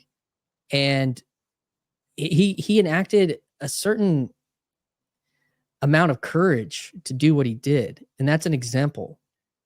And he suffered for it. A ton of courage. Yeah. Right. And so It upended his life. Yes. And so he had, and here's the thing. Oh, well, look at him now. Like, it's like, no, he reaps the benefits and the rewards for that. Like, I don't like, that's the gold. If you're willing to stake that much courage, then when it's one thing now, even for you and me, like this year, like it feels, I still feel courageous doing that. You feel courageous doing that, but we're doing it at a time that is very different from the time that Peterson did it, you know, and we're probably doing it because he did, you know, because like and so I pay homage to that. You know, I had a chance to meet him last year and briefly shook his hand, and I told him that was what I was like, what am I going to say to this guy? What am I going to say? Just thanks for your courage. That's that. I don't know what else to say. Thanks for your courage. You know, well, when Tucker was talking after the Trump shooting incident, and he said something about, you know, when Trump got up, and he didn't have to get up and like shake his fist in the air and put himself back out there after and yell fight, you know, after he was shot. Like, he could have just, like, you know, huddled down. In fact, what he should have done was, you know, stay down, think about himself, stay down, let the Secret Service cover him, take him off stage.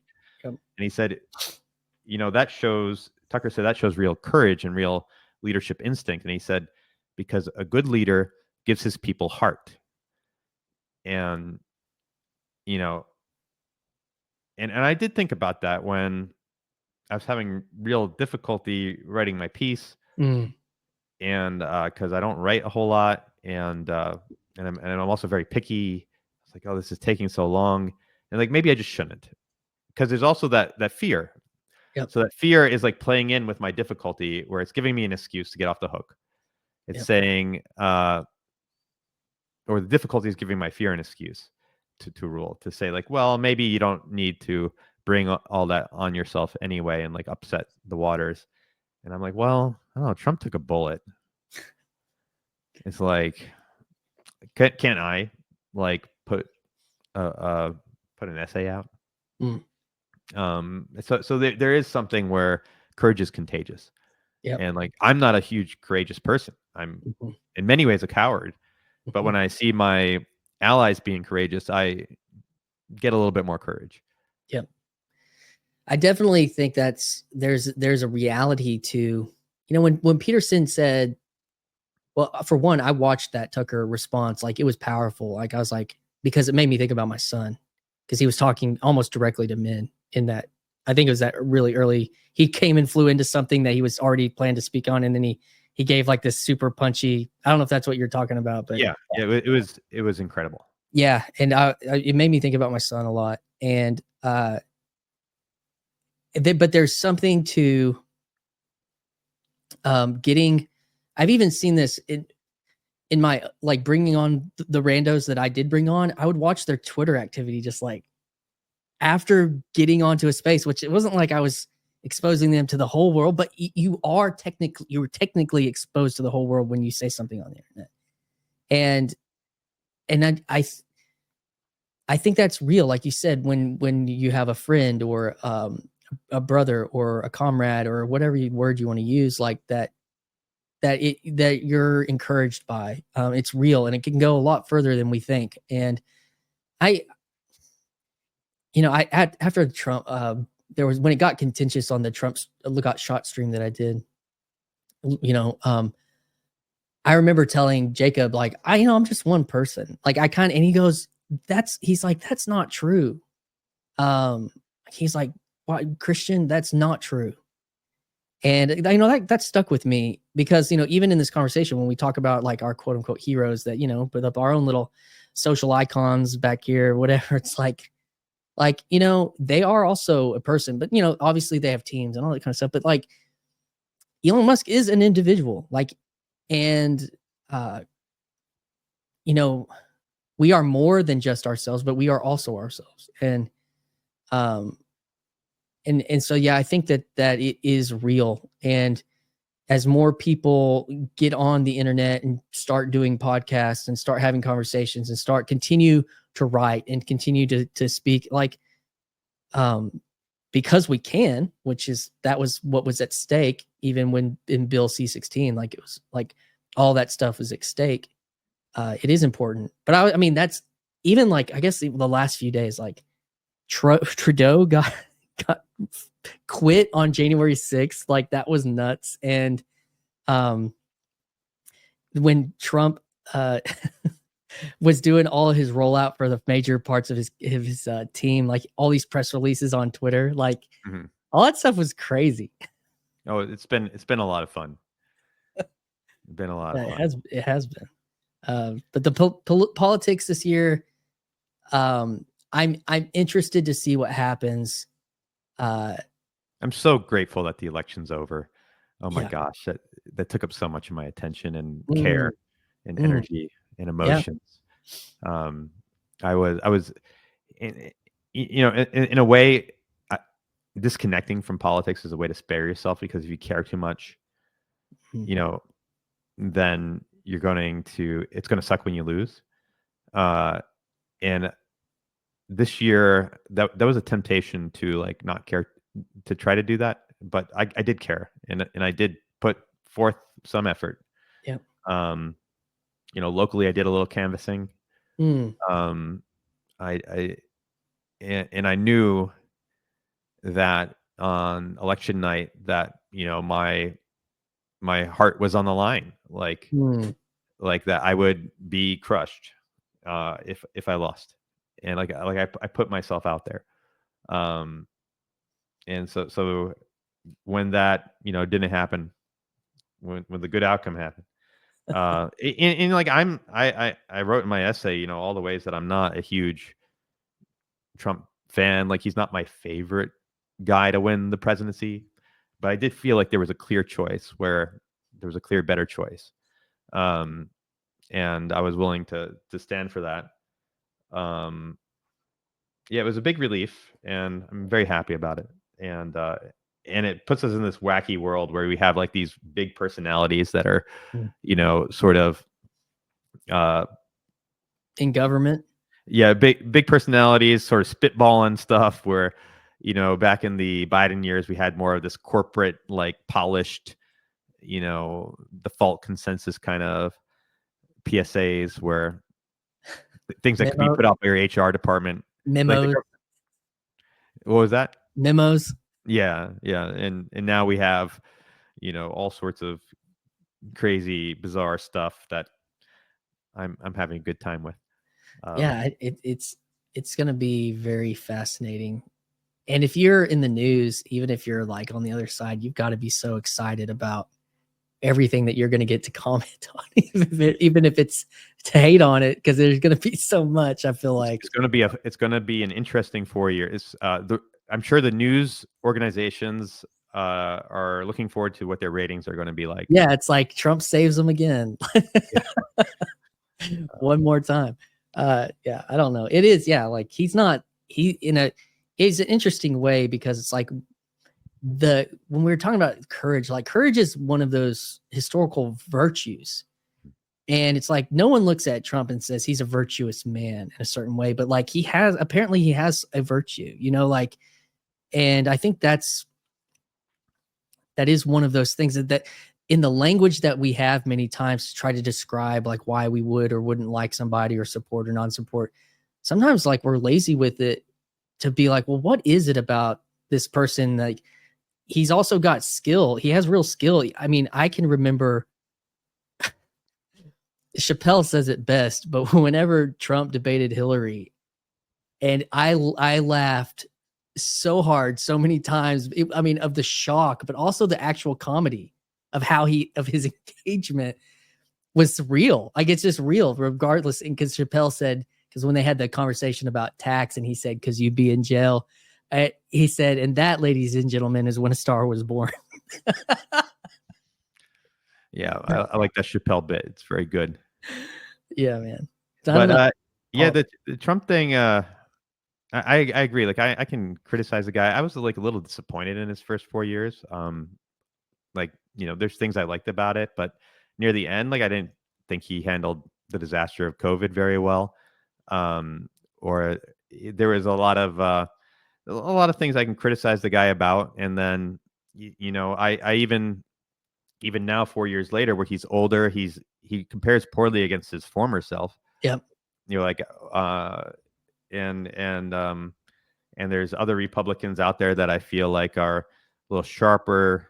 People like DeSantis that maybe on policy, I think could maybe be have better policy minds. But I could criticize the guy forever. There's a lot of ways he talks, and he's like too argumentative, too insulting. He picks fights where he doesn't need to. He's got thin skin in certain areas. Yeah. Yeah, like there's a lot of criticisms I have on him, but on that day that he was shot, I'm like, that is a virtue. Yep. Like, that courage is unforgeable. It's something I don't have. And that's a leadership quality. Like, that's a quality you want in your king, president, head of state. You want that. Your quarterback should do that. Like, he should be able to tuck the ball, put his head down, and run it over the goal line. Get that extra yard. Super Bowl, right? Like, even though that's not his normal job, and he's used to being protected. Like, like it's visceral, it's human, it's masculine, it's all these things that you think were dead. It's like, one of those King Henrys back in the day who had to win the crown by single combat against his brother. Like that's that virtue. And I'm like, I can't say Trump has no virtues. Like, I just was listening this morning to the Zuckerberg Rogan conversation. I listened to about 2/3 of it, and they were talking about Zuckerberg getting into MMA more, and he said he was making a critique on corporate culture in America being overly feminized. And he's like, obviously it used to be overly masculine, or what, like this male workspace. And I think for him, as he's right around our age, 48, right around 40.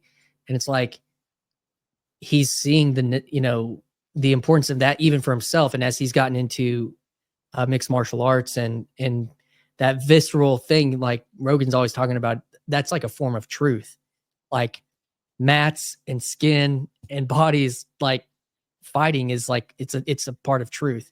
You can't fake, like you said, you can't forge a winner and a loser if you're both trying to win. And so I think that there is, and Trump obviously Socrates talks about this. He was a soldier, and and in the apology, he talks about this. That's his defense at his trial where he's condemned to death, and he's basically saying, like, I won't back down from my position because, when I was in war, my general told me to go, charge at the enemy line, and I did, and I could have died, and and that virtue, that courage that came from the physical training, like he was bringing over with him into the arena of ideas, where he's like, I was taught not to let the fear of death compromise my duty. And so if I'm going to do that there, then I'm going to speak that way here as well. And I think there's a way that physical training gives you courage of mind. There's a correlation between being a strong man and a bold man. Maybe there have been bold men who weren't strong men. Weren't strong, but I think it fits the mold. Yeah, like tough. There's a toughness, mental toughness, fortitude, all those things. Like, and I mean, point back at Rogan. Like, I think that's a reality on why he's been able to thread certain controversy, is because he approached it with that stance and survived it in the face of a lot of cultural and forces. That's really interesting. One thing that goes through my mind talking about courage, and especially how courage encourages others, is the martyrs. Like they were a huge part of the foundation of the church, and maybe they're like a little bit too holy of a thing to draw a direct analogy to with like political figures and these other realms. But I mean, the reason why our church exists is when the Roman government tried to stop it, there was people willing to die for it. Like the word martyr means witness in Greek, and it was their witness that really built the foundation of the church. Because other Christians could look to their courage and keep courage when it wasn't advantageous to do so, and be encouraged. Like, the etymology keeps going. Like, there you go. And the interesting, what's happening is, Martin Scorsese is putting out a new television show called The Saints, and it's got like Joan of Arc, and there's like actual martyrs, or I think some martyrs, and maybe also John the Baptist, but I think there's also in between, there's some saints in the whole thing. And you just see like certain parts of what Musk did were courageous, like who knows what all the motivating factors, but it's like these Peterson, we go back to these things like it's taken a courage of a few good men to change the course of American history and even global history in the way that we have such a large influence. And but I like bringing it back to those stories and the histories, like, because where can you get examples of that were not only seen, for like political reasons, but like for religious and spiritual and faith reasons of faith. That's deeper than religion. I mean, than than politics. Yeah, it's one thing that in the more traditional Christian denominations that is an advantage is like that we commemorate our saints, and in the Orthodox Church there's this book called the Prologue of Orid, and it's sort of a daily devotional where they'll have saints' lives for the day, and then like a little reflection on them and a sermon. And so me and my wife read that most days together. It's like 2 or 3 pages per day, and and you're constantly hearing the story of these. It can be a little bit repetitive on these old Roman saints, because it's like, she converted to Christianity when she was 16, and her parents wanted her to marry a pagan guy, and she refused. and then the governor like threw her in prison and tortured her and told her to renounce her faith, and she refused, and they cut off her hand and her breasts, and then paraded her through the streets, and then boiled her in oil, and she died. And that story, that's like it's very, very common. I mean, I don't even know which saint I'm talking about, but there's a few like that. But it's good. It like builds your, like, we are commemorating, like, we're keeping the memory of our comrades in like our allies in their most important battle, which is our battle for Christ, battle against sin, and battle for heaven. And I think that's an important thing to do, and I'm happy we have that, and that's one of the things I appreciate about my faith. Yeah, I agree, man. I totally agree that going from, I mean, the critique is there's always the critique of like, oh, well, like, where's the source? Is the Bible or something like that? And it's like, well, you mentioned earlier, like, about like the historical traditions having like this relationship with time, like an embodied relationship with time through these stories and these people. And I think that if you just skip from 2025 to 33 AD or to 1500 BC or to like there's a lot of time of that, is that, and everyone's got kind of their Martin Luthers and their Billy Grahams. I mean, we can't help but continue to venerate people that way, but it's like an implicit veneration versus one that's explicit. And I think that in a certain way, it's like, well, how did, because then there's the temptation of like, oh, I have my favorite saint. And then it's like, well, I'm kind of worshiping my saint or something like that. That's the critique. Like, where it's like, oh, well, don't like Billy Graham too much because he, then you're making an idol out of Billy Graham. Like that's the critique. But I think it's so important to have that relationship with time, to tie the story of our faith throughout history. Like, so, I respect that, and I see value in that. It's pretty cool. I like it. This stream has been way more successful than I thought it would be. We have 21 people concurrently watching right now. Woo! We got up to like 26 at one point.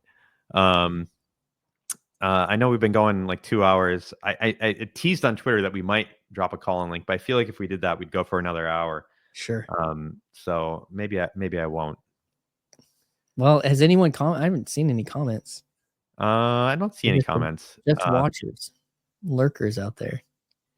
I know. If people were commenting, then I would drop wait, so if someone commented on YouTube, would I see it here necessarily? Yeah, it should. If it's streaming to YouTube, it's connected. It should be. Yeah. It should be. We're streaming to nowhere, but 21 people have watched. I'm streaming to Twitter and YouTube. Yeah. I should be. I should have put the stream on mine. Should have shared the stream. Can you do that? Well, I mean, if I could reshare your. Oh, I mean, can one do that in general? What do you mean?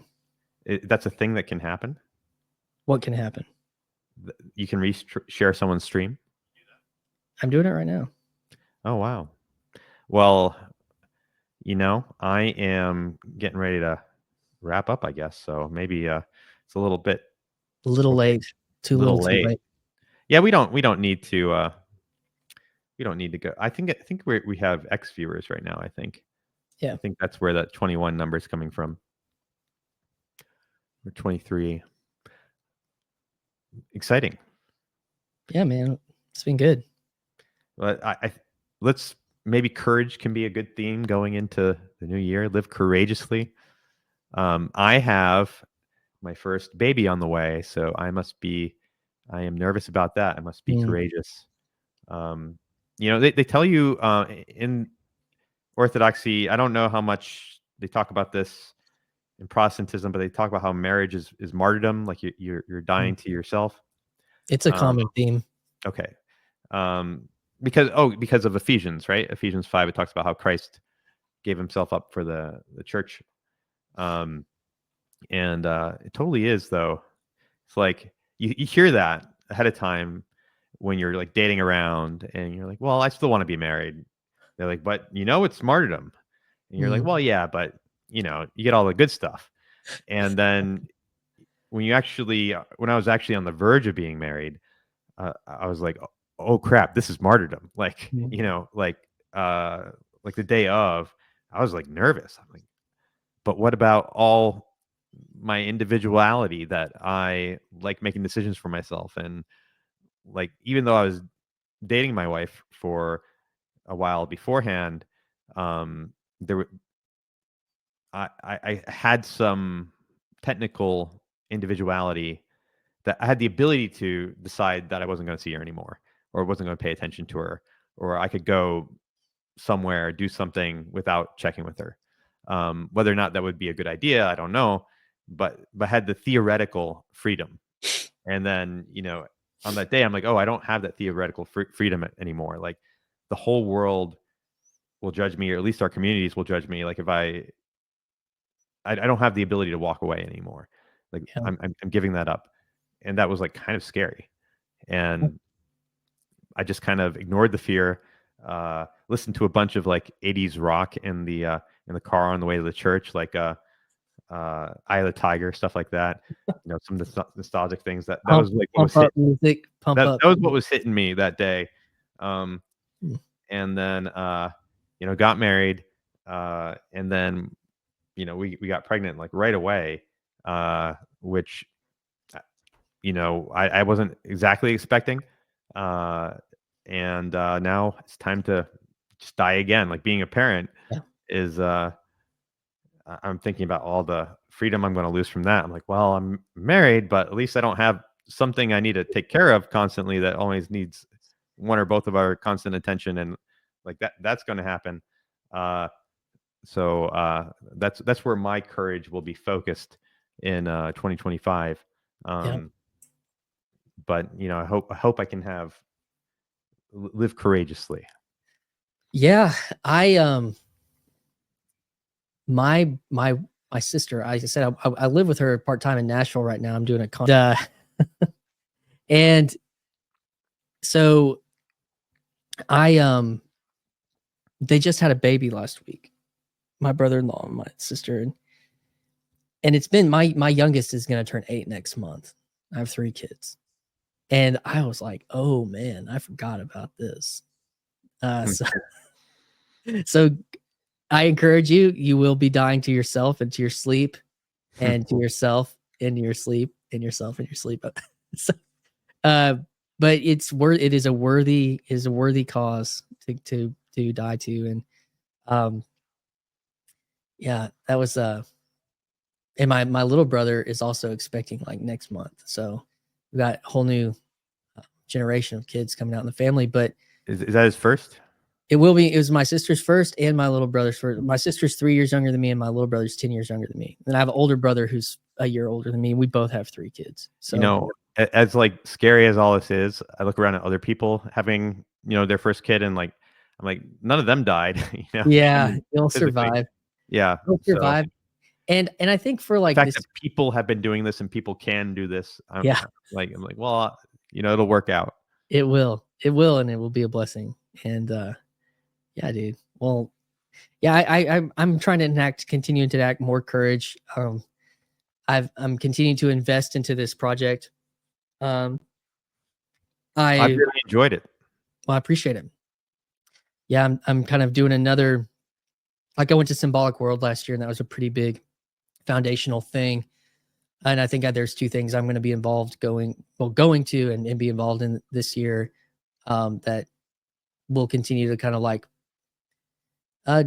drill down, I guess. And I'm excited about that. And uh, hopefully continue to have conversations, continue to encourage people, randos, to come out and lurk, and also meet some people with status, grow the channel, do the whole bit. Like I think that's the thing, is just being able to acknowledge all that and be like, be okay with it. Hit 1,000 subs. Yeah, hit 1,000 subs, Oh, 2025. definitely.